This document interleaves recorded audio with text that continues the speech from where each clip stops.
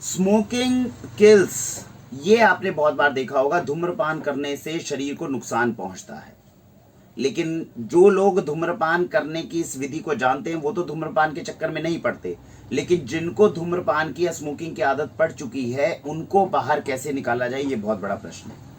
आयुर्वेद आपकी यहां मदद कर सकता है। जब हम सिगरेट पीते हैं, इससे हमें क्या क्या नुकसान हुआ? सबसे पहले आपने जाके जो सिगरेट खरीदी 10 रुपए की, वो 10 रुपए का नुकसान हुआ, क्योंकि वो 10 रुपए आपके लिए बाकी बहुत अच्छी चीजें खरीद सकते थे, लेकिन आपने उस चीज को खरीदा जिसकी आपको कोई जरूरत नहीं थी।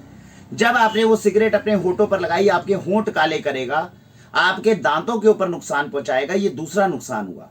उस सिगरेट का धुआं जब अपने अंदर डालेंगे, क्योंकि उसके अंदर तंबाकू है, इसीलिए वो लंग्स, हमारे फेफड़ों के ऊपर सबसे ज्यादा नुकसान करता है और अंदर तार जमना शुरू हो जाता है। एडवर्टीजमेंट आपने देखी होगी, आजकल टीवी पे आ रही है कि टोबैको से कितना तार है जो डेवलप होता है और हमारे लंग्स में और फेफड़ों में वो जमता है। तो मुख्य तौर पर देखा जाए तो ये सिगरेट के 3 मुख्य नुकसान हैं जो हमारे शरीर के अंदर हो रहे हैं। आयुर्वेद कैसे हमें बचाता है? आयुर्वेद ये कहता है कि 3-4 जड़ी बूटियों के मुख्य नाम है। एक हो गया तुलसी, एक हो गया अदरक, एक हो गया आपके पास इलायची और एक हो गया लौंग। मुख्य तौर पर यह कहते हैं कि अगर इन 4 जड़ी बूटियों का मिश्रण हम अपने शरीर के अंदर सही ढंग से लेने लग जाएं तो धूम्रपान करना हम रोक भी सकते हैं, धूम्रपान से हम बच भी सकते हैं और धूम्रपान से होने वाले नुकसान को भी बहुत कम किया जा सकता है। कैसे किया जाता है? सबसे पहले इलायची और अदरक की बात आती है।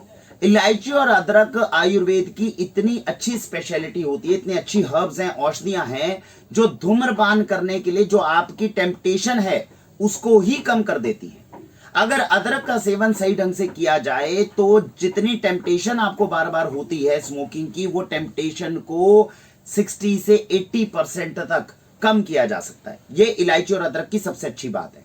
इलायची और अदरक की दूसरी सबसे अच्छी बात है लंग्स की क्लिनजिंग करना, फेफड़ों की क्लिनजिंग करना।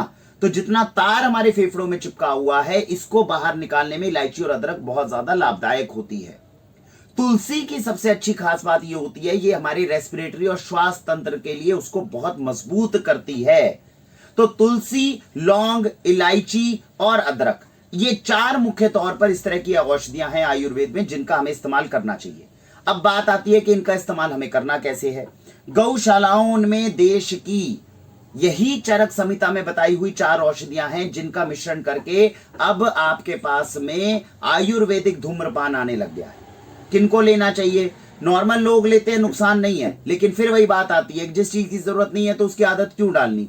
खासकर जो स्मोकिंग के अंदर परेशान हो चुके हैं, जो सिगरेट नहीं पीना चाहते फिर भी मजबूरी में टेम्पटेशन के लिए पीना पड़ता है, हमारा निवेदन है 25 रुपए में ये 5 जो औषधीय धूम्रपान, जिसको बोला जाता है गो शक्ति औषधीय धूम्रपान, ये देश की उस गौशाला से हमारे पास में आ रहे हैं जिसमें देसी गायें हैं, उन्होंने बनाया है। चरक संहिता के अनुसार इसमें तुलसी, लौंग, देसी गाय के पंचगव्य को जो है पत्तों के अंदर लपेट कर ये बनाया गया है। यहां पर आने के बाद में हमारे जो स्टोर के अंदर 1-2 हमारे बंधु थे जो धूम्रपान जिनको करने की आदत थी, उनको ये करवाया गया। उन्होंने इसे पसंद किया कि ये करना हमारे लिए आसान है और अगर हम चाहें तो सिगरेट की जगह इसको करने से अगर हमारी सिगरेट या बीड़ी की आदत छूट सकती है तो ये बहुत अच्छी चीज है।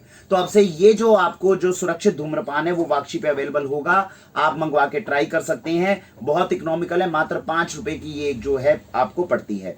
दूसरी बात, वही औषधियां अगर कैप्सूल फॉर्म में अवेलेबल करवाई जाएं तो ये भी बहुत इफेक्टिव है, इसके रिजल्ट्स भी बहुत इफेक्टिव हैं। इसमें वही 4-5 औषधियां जो है कैप्सूल फॉर्म में दी जाती हैं। सुबह शाम अगर खाने के बाद एक ले लिया जाए तो जो टेम्पटेशन आपको हो रही है बार बार सिगरेट पीने की, इसको कम किया जा सकता है। तो आयुर्वेदिक सुरक्षित धूम्रपान और आयुर्वेदिक कैप्सूल अगर ले लिया जाए तो हम अपने धूम्रपान पीने की आदत को कम कर सकते हैं। ट्राई जरूर करना चाहिए, कोशिश करनी चाहिए, और अगर हम स्मोकिंग को कम करने में कामयाब हो जाएं तो देश के लिए भी बहुत अच्छा है, हमारे लिए भी बहुत अच्छा, और समाज भी इससे समृद्ध तो होगा ही। भारत वंदे मातरम।